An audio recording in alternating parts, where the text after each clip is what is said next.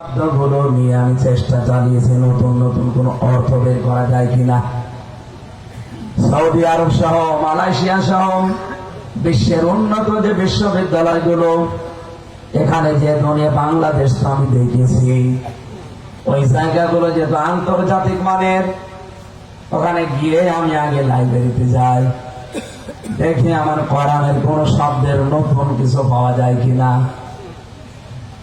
একটা সেমিনার ছিল আন্তর্জাতিক মালয়েশিয়াতে, ডক্টর সাকের নায়েক, উনি কয়েকদিন পরে বাংলাদেশে আসবেন।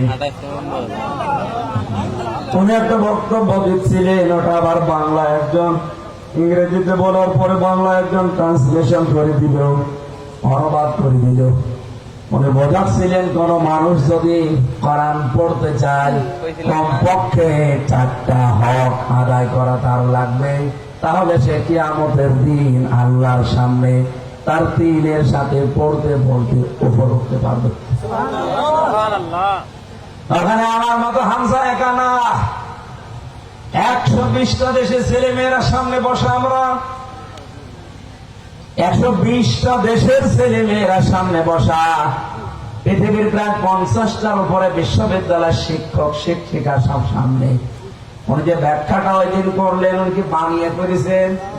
বলেন বলেন। মানে দলিল হিসাবে নিয়ে আসলেন সূরা বাকারা, 1ম নাম্বার পারা, 18 নাম্বার পৃষ্ঠার 5 নাম্বার লাইনে, 4 নাম্বার লাইনের 121 নাম্বার আয়াতটা।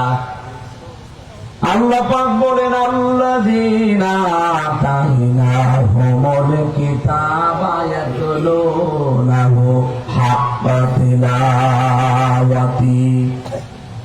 আমি আল্লাহ যাদেরকে কিতাব দিয়েছি কোরআনে কারীম, তারা এর হক আদায় করে তেলাওয়াত করে।